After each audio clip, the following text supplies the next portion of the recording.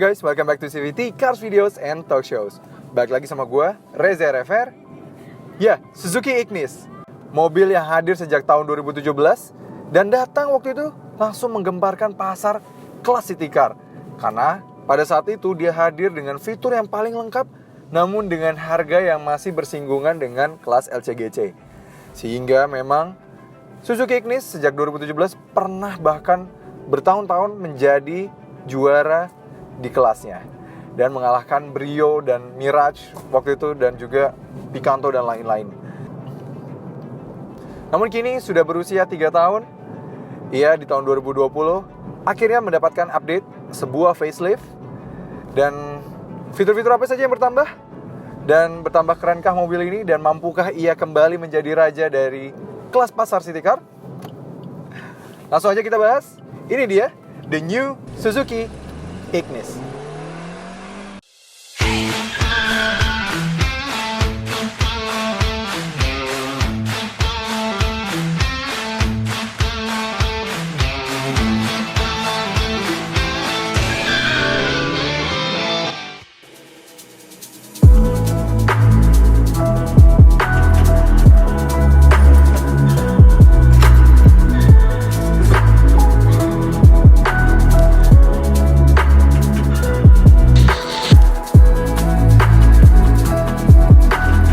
Ya, kami tidak akan membahas terlalu detail tentang Suzuki Ignis ini, since kami juga sudah membahas di video kami yang lama tentang yang pre-facelift.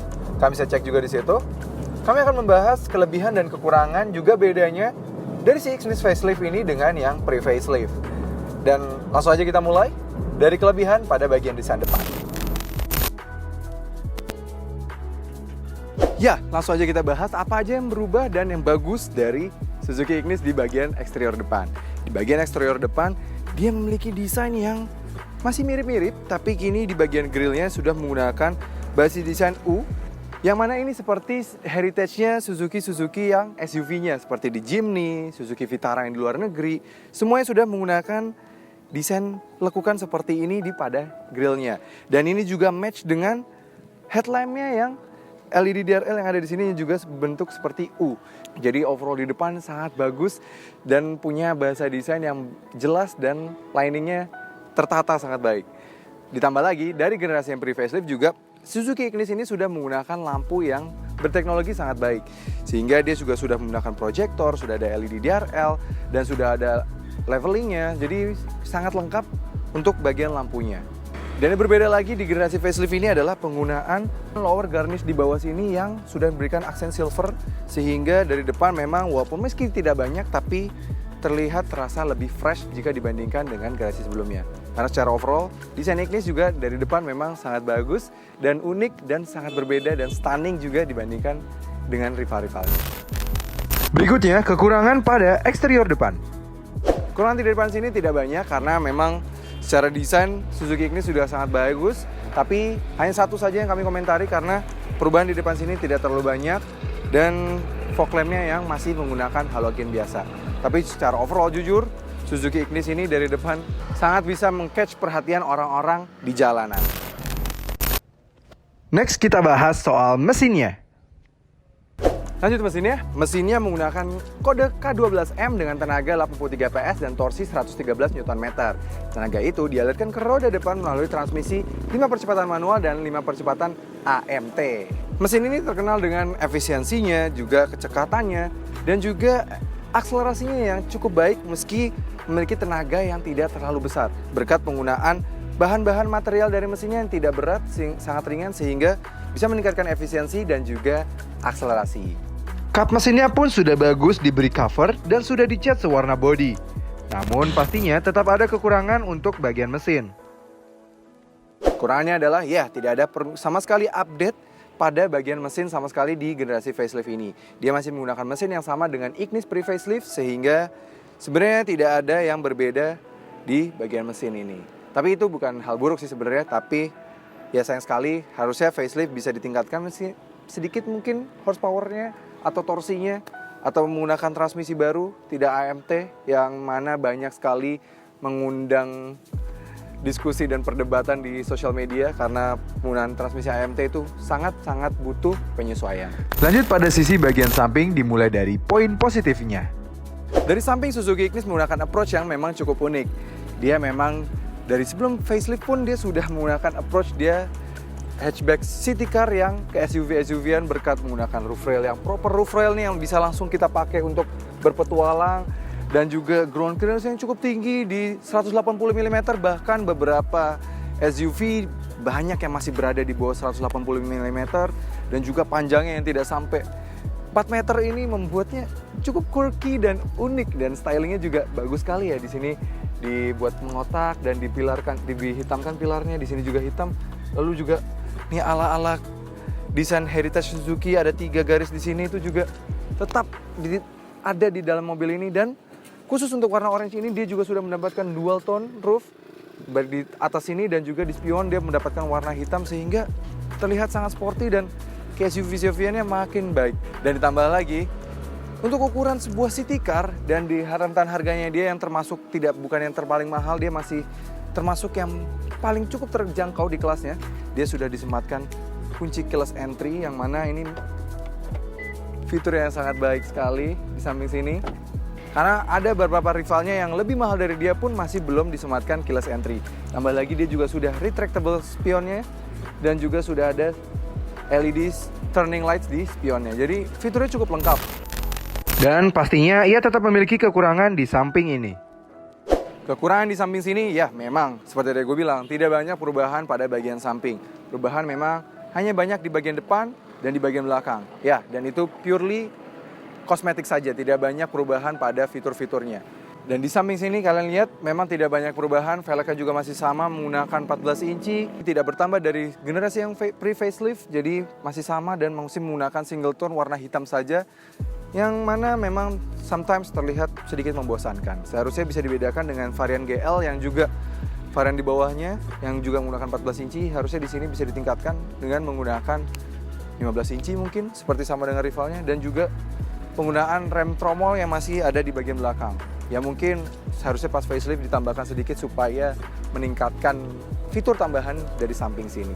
Overall memang walaupun tidak banyak perubahan, tapi dari desain depan dan desain samping Ignis masih tetap yang menurut gue masih tetap yang stunning di kelasnya jika dibandingkan rival-rival di kelasnya ya. Berikutnya desain bagian belakangnya. Desain belakang Ignis kerap memang mengundang banyak perdebatan karena banyak yang suka dan lebih banyak lagi yang tidak suka. Yes, tapi kini Suzuki sedikit merubah bagian belakang Ignis supaya lebih bisa banyak diterima oleh masyarakat dan terutama masyarakat Indonesia ya. Kini di generasi facelift memang tidak banyak secara overall perubahan, tapi at least penggunaan lower bumper yang bagian ini yang digunakan warna silver untuk seluruh varian, tidak ada lagi garnish warna hitam di bagian sini. Ini jauh membuat Ignis lebih enak untuk dilihat dan lebih bisa diterima oleh sebagian masyarakat Indonesia. Kami harus akui usaha Suzuki yang cukup baik dalam membuat garnish seperti itu dan mempercantik sedikit dari si Suzuki Ignis ini. Ditambah lagi fitur-fitur yang sudah ada di Ignis memang juga cukup lengkap, seperti rear defogger yang tidak ada di beberapa rivalnya, rear wiper, akses keyless entry dari belakang, dan juga akses buka bagasi dari belakang. Juga sudah ada 4 sensor parkir yang integrated dan rapi di samping sini ya, di bawah sini dari kanan hingga ke sana. Rapi, tidak muncul seperti tidak yang aftermarket. Memang karena ini bukan aftermarket, memang sudah terintegrasi dengan mobil dari dalam, sehingga ini fitur belakang sini sangat baik dan overall desain juga sedikit membaik. Namun tetap tidak luput dari beberapa kelemahan, seperti kekurangannya adalah ya secara desain hanya berubah sangat sedikit sekali hanya pada bagian bawah ini, sehingga memang masih banyak orang yang masih belum suka dengan bahasa desainnya Ignis, terutama dari belakang. Ditambah lagi, kalau di luar negeri, untuk varian tertinggi dia sudah menggunakan lampu LED, yang masuk Indonesia dia masih belum LED, dia masih bohlam semua. Baik lampu rem, lampu kota, lampu mundur, lampu sen, semuanya masih bohlam semua. Sayang sekali, seharusnya bisa menjadi celah improvement ketika di facelift ini. Dan juga dia belum disematkan kamera di belakang sini, dan desain secara overall memang tidak banyak yang berubah. Berikutnya kapasitas bagasi. Bagasi Ignis memiliki kapasitas 267 liter dan karena bentuknya mengotak, sebuah koper besar, koper kecil dan sebuah stroller masih bisa masuk dengan mudah. Dan bila ingin ditambah, tidak seperti city car lain, ia sudah memiliki pelipatan 60-40 dan juga memiliki kapasitas 534 liter begitu terlipat. Lanjut ke bagian kelebihan pada interiornya. Kelebihan pada bagian interior adalah penggunaan layout dashboardnya yang jujur untuk di kelasnya ini sangat unik dan bagus. Dan kalau tidak mengingat pada bahan-bahan material yang digunakan, jujur ini terlihat cukup mewah jika dibandingkan dengan rival-rivalnya. Sebut saja fitur-fitur di bahan sini juga sudah ada AC Auto Climate Control, head unit yang cukup besar, sudah bisa Bluetooth, USB, aux, dan juga semua soketnya ada di bawah sini dan cukup rapi. Jadi terlihat head unitnya sangat integrated, tidak seperti rival-rivalnya yang mencoloknya dari dalam glove box ini. Jadi sangat kurang sekali. Dan tambah lagi speedometernya juga sangat cantik. Jika nyala di malam hari, dia juga sudah berbasis Optitron dan dia diberikan kayak ambient light berwarna hijau kebiru-biruan yang mana menambah kesan sporty dan mewah dari Suzuki Ignis ini. Jadi nice sekali dan MID-nya juga cukup lengkap. Sudah ada instant fuel economy, sudah bisa average fuel economy, range-nya, average speed, driving time, dan juga individual door warning. Jadi nice banget. Jadi kalau kita bisa buka pintu ini bisa ketahuan mana pintu yang sedang terbuka dan mana pintu yang masih tertutup. Nice sekali. Bisa atur keterangannya dari sebelah sini, tripnya ganti sebelah sini. Jadi ini sangat lengkap dan semua juga bisa diatur melalui tombol bagian setir sini atau melalui tombol di dekat AC bagian kanan sini. Nice sekali. Tambah lagi yang cukup baik adalah dia sudah ada fitur Twitter. Jadi dan suara di mobil ini jika dibandingkan rivalnya dia sudah cukup baik, padahal dia menggunakan head unit yang sebenarnya cukup standar untuk mobilnya di kelasnya. Dan pengaturan kursinya yang lebih baik dibandingkan rival-rivalnya, selain dia bisa recline, bisa maju mundur, dia juga sudah bisa height adjuster. Yes, ini tidak memiliki beberapa rival-rivalnya. Jadi ini cukup baik. Dan di belakang sini yang gue suka lagi, dia juga sudah memiliki legroom yang sangat baik. Padahal ini posisi mengemudi gue, tinggi gue 175 cm. Tapi di hatchback sekecil di bawah 4 meter ini gue bisa mendapatkan legroom yang sangat baik, yaitu 10 jari. Jadi nice banget. Dan juga ditambah lagi desainnya yang mengotak, dia membuatnya gue memiliki headroom yang sangat baik di sini. Masih terdapat 5 jari di atas sini. Jadi sangat nice. Oh iya, ditambah lagi untuk ruang penyimpanan, dia juga cukup baik belakang sini. Meski tidak ada seat back pocket pada bagian belakang supir ini, tapi di bagian penumpang kiri dia sudah ada. Jadi kita bisa naruh barang sini. Cup holder yang cukup besar di tengah sini, mungkin bisa untuk 1 liter botol nih bisa. Di kiri, di bagian door trim semua sudah ada.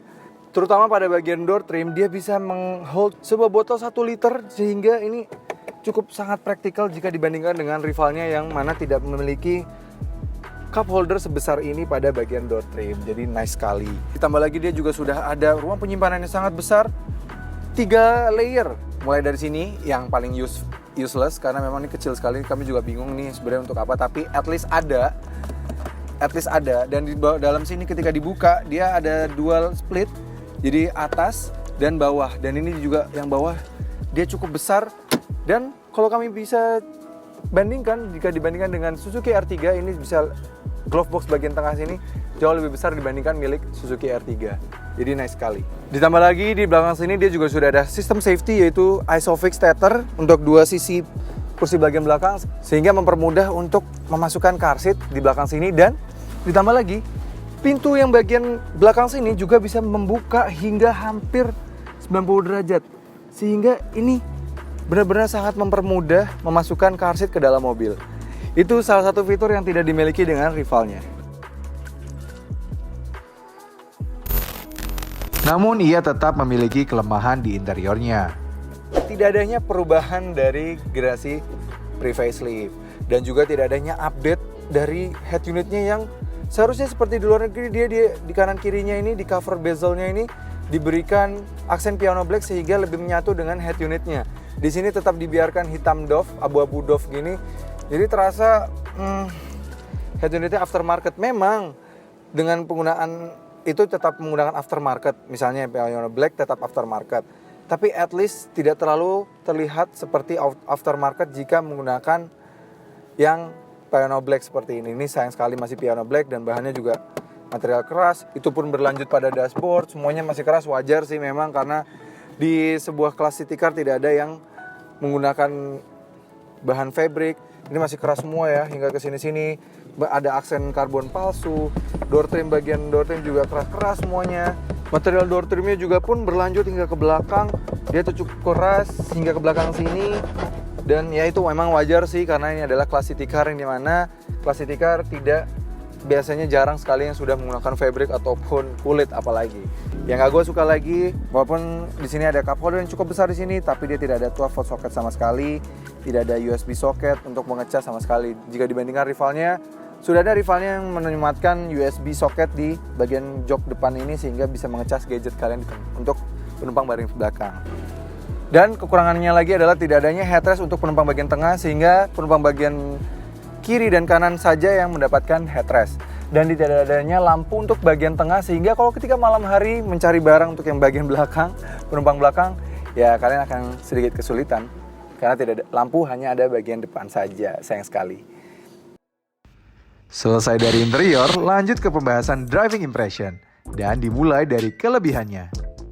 Kelebihan dari driving impression-nya adalah posisi mengemudinya dan juga rasa duduk di mobil ini. Posisi duduknya juga cukup pas. Dia karena dibandingkan city car lain, biasanya city car belum disematkan height adjuster. Di sini juga dia sudah disematkan height adjuster. Sudah bisa recline, sudah bisa tilt bagian setirnya. Memang belum teleskopik, tapi untuk kelas city car ini sudah sangat cukup. Dan untuk kelas city car gue sudah bisa mendapatkan posisi terduduk terbaik di mobil ini. Ditambah lagi, karena bentuknya memang dia mau ala-ala urban SUV super mungil, crossover ya. Hatchback crossover, dia memang dibuat sedikit lebih tinggi sehingga visibilitas gue ngerasa cukup baik untuk melihat ke jalanan. Ini kita juga duduk dibuat untuk lebih tinggi dibandingkan door trim kanan dan kiri dan juga dashboard kita. Dia juga sudah ada side support yang sangat besar ini dan empuk side supportnya. Jadi ketika kita berbelok, bermanuver, ini kita tuh tersangga dengan sangat baik dan empuk. Biasanya side support ya untuk mobil-mobil itu cukup keras. Kalau di sini cocok untuk badan Indonesia yang tulangnya nggak terlalu berat. Jadi empuk-empuk. Jadi kalau kita berbelok seperti ini, nah kita terasa tersupport dengan sangat baik. Lalu yang bagus lagi adalah kekedapan kabinnya. Dia road noise-nya jika dibandingkan dengan rivalnya, terus juga suara dari ban, suara mesin semuanya ini sangat-sangat teredam sangat baik. Dan kondisi di dalam kota seperti ini, kami masih bisa mencatatkan 62 decibel meter. Memang kondisi pencatatan tidak terlalu ramai ketika kami pengetesan, tapi itu sangat-sangat baik dan kami bisa bilang ini lebih baik jika dibandingkan dengan rivalnya yang mana punya kelemahan suara dari ban yang cukup berisik. Dan yang enak yang memiliki Suzuki Ignis adalah berkat ground clearance-nya yang cukup tinggi 180 mm dan juga departure angle yang cukup tinggi di 38 derajat, membuatnya untuk light off-road seperti ini, gue masih akan tetap cukup pede di dalam sini. Jadi ini sangat nikmat dan gak perlu takut ketika membawa city car kecil ini ke jalanan yang cukup rusak karena dia masih cukup capable untuk menghadapi jalanan seperti ini. Nice sekali. Ya pasti kalian sangat menunggu pembahasan tentang the biggest elephant in the room atau masalah the main problem yang banyak sekali dijadi pembahasan dan jadi modal untuk menyerang si Suzuki Ignis ini, yaitu transmisi AMT-nya. Yes. Tapi jujur, kami masukkan transmisi AMT-nya ini ke bagian kelebihan. Ya, terutama pada saat ketika di tol. Yes, ketika di tol, transmisinya ketika dia sudah menyentuh gigi kelima, gigi keempat dan kelima, jujur ini smooth sekali. Mesinnya, mesin K12B dicampur dengan AMT-nya, ini benar-benar smooth. Tidak ada sama sekali gejala laggy atau jerky yang seperti di AMT pada umumnya. Ini kami sekarang di kecepatan 100 ya. Ini nyaman sekali. Tidak ada masalah. Dan untuk ukuran city car yang biasanya udah di kecepatan 80 dan 100 sudah terlihat kelemahannya, bahwa dia tidak terlalu enak lagi, sudah tidak smooth lagi. Mobil ini masih smooth, putaran mesinnya juga masih bisa dijaga di bawah 3000 rpm. sehingga masih bisa mencatatkan efisiensi yang sangat baik. Dia masih sama, bisa mencatatkan 17 km per liter, dan untuk rute luar kota di 20,5 km per liter di kecepatan rata-rata 80 km per jam. Itu figur yang masih sangat baik.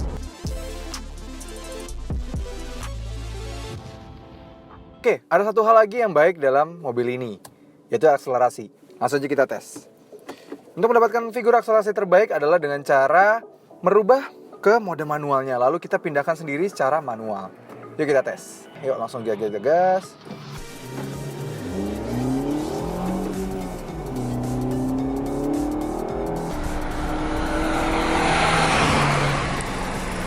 Ya, 100 di gigi ketiga. Ya, 0 sampai 100 di 12,8 detik dalam pengetesan kami. Berbeda 0,1 detik dengan yang generasi pre-facelift, tapi mungkin itu karena kondisi jalanan yang juga jauh lebih kering hari ini dibandingkan pengetesan waktu itu, sehingga gue bisa mencatatkan figur yang lebih baik di 12,8 detik. Dan itu langsung membawa kami membahas kekurangan dari mobil ini. Sama seperti kakak-kakaknya, seperti Suzuki R3, XL7, SX4, semua mobil Suzuki belum punya autolock. Ya, sangat disayangkan ya, kamu bingung sekali kenapa sesulit itukah membuat fitur autolock. Ketika kami berdiri sendiri dan kami akan mulai berjalan, nah, ketika di dalam kota, ya memang transmisi AMT mau se-smooth apapun, dia butuh penyesuaian. Dia pasti kalau kita kakinya seperti, pola menyetir kita seperti mobil-mobil otomatis biasa yang selalu menginjak gas terus, dia akan ada seperti kayak loading untuk mengganti gigi. Nah, itu memang butuh sedikit penyesuaian. Cara menyesuaikan seperti apa? Begini, jadi ketika kita gas seperti ini dan terlihat mobil sudah mau mengganti gigi, kita lepas gas sedikit, lalu kita gas lagi supaya jadi lebih smooth bawanya, jadi dan lebih nyaman. Kekurangannya lagi adalah ya setirnya agak sedikit, ya memang agak fake nih, kita lihat ya. Dia tidak kembali. Ya, dia tidak langsung kembali kalau hanya berbelok kecil. Kalau kita berbelok muter balik, memang dia masih kembali. Nih, kalau kita muter balik gini, ya dia masih balik. Tapi kalau kita belok sedikit, kita toel sedikit gitu, nah itu dia tidak balik tuh. Ya, sayang sekali ya.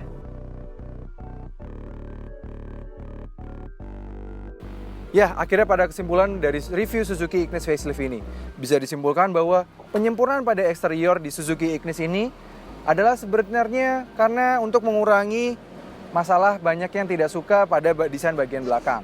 Karena sejujurnya, secara overall desain Suzuki Ignis ini dan juga fitur-fitur yang disematkan pada Suzuki Ignis ini sudah sangat cukup baik, dan bahkan sempat membuat Suzuki Ignis ini menjadi rajanya city car beberapa waktu lalu. Mudah-mudahan dengan update yang ada ini, Suzuki Ignis berhasil kembali meraih pasar city car yang pernah ia raih beberapa waktu yang lalu. Oke, terima kasih sudah menonton CVT Indonesia. Gua Reza Rever. Jangan lupa like video ini, subscribe ke channel YouTube CVT Indonesia, dan nyalakan lonceng notifikasi. Main-main juga ke Instagram kami di @cvt.indonesia, dan kami sebentar lagi juga akan memiliki sebuah website. Nantinya kalian bisa membaca berita otomotif, membeli mobil bekas maupun baru, dan kami juga siap menjadi guide kalian untuk memilih mobil yang paling tepat untuk kalian. Oke, terima kasih sudah menonton. Stay tune terus. Support channel kami dengan cara tonton video-video kami yang lain ya. Dan juga jangan lupa klik tombol subscribe di kanan sana.